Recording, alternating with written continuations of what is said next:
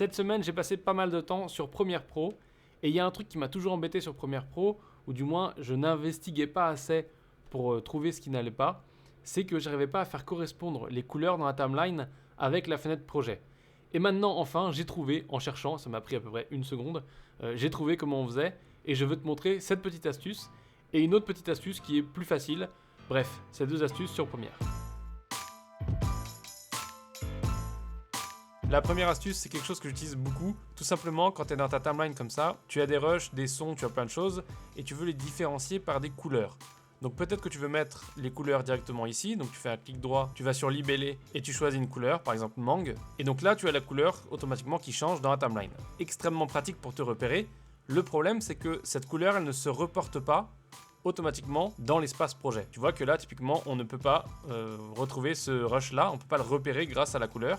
Donc c'est un peu dommage. Si on fait pareil sur le son, on fait un clic droit, on fait un libellé, on prend du pourpre par exemple, et là on va aller remonter, on va aller voir dans le son. Pareil, le son, on ne voit pas le pourpre. Maintenant, pour que les couleurs soient synchro entre la timeline et la fenêtre projet, ce qui peut être très pratique dans plein de situations, tu vas tout simplement aller sur Fichier ici, tu vas descendre sur Réglage du projet, Généralité, et là tu arrives sur la fenêtre que tu as à l'origine quand tu crées le projet.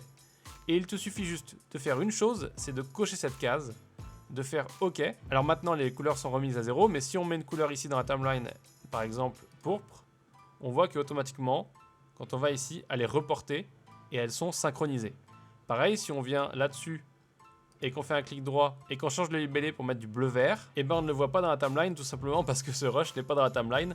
Mais si je mets le rush dans la timeline et qu'après ici, je rechange le libellé en vert, il change automatiquement. Donc ça, c'est extrêmement pratique pour t'organiser. Je pense notamment si tu veux retirer des rushs, donc tu te dis tout ça, je les veux plus, ils ont un problème, ils sont datés, ou bref, tu veux enlever ces rushs, tu veux les repérer facilement, et ben tu peux faire un clic droit, tu peux changer le libellé, les mettre en marron, et comme ça tu les repères très facilement ici. La deuxième astuce qui correspond aux couleurs, tu dois la connaître, elle est un peu plus facile, c'est d'aller ici dans Premiere Pro, Préférences, ici tu vas sur Libellé, et là tu peux renommer les libellés.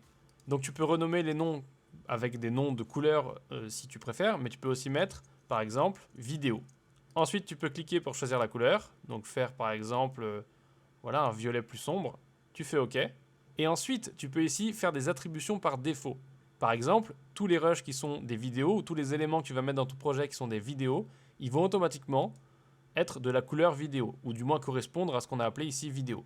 Une chose importante qu'il faut noter dans ce cas-là, c'est que là, vidéo, c'est pas vidéo et audio. C'est au-dessus, hein, c'est séquence, audio et vidéo. Donc en gros, si tu mets vidéo ici ou tu mets une couleur et que tu fais comme je viens de faire, ça ne changera pas la couleur de tes vidéos, puisque tout simplement, c'est que pour ce qui est une vidéo, donc que de l'image sans son. Si tu veux que ce soit l'image et le son, tu changes ici. Par exemple, j'ai mis ce bleu-là. Donc on va mettre image plus son. On choisit ici. On va mettre du rose pourpre comme ça, voilà. On fait OK. On fait OK. Et du coup, là, toutes nos vidéos viennent de changer de couleur. Les couleurs et la gestion des couleurs comme ça, c'est pour moi un truc qui est super important pour les montages. Notamment, j'ai fait beaucoup de dérush. J'ai dérushé 8 heures de rush l'autre jour. Je devais trier, tout remettre dans l'ordre avant de commencer le travail.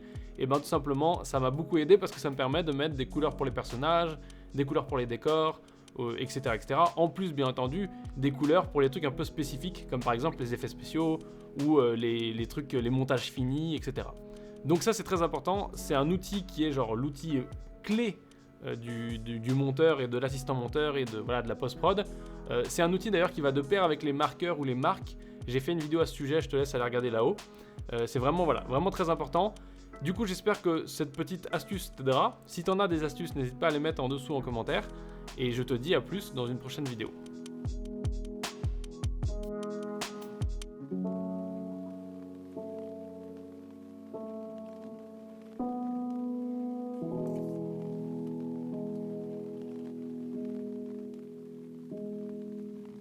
Thank you.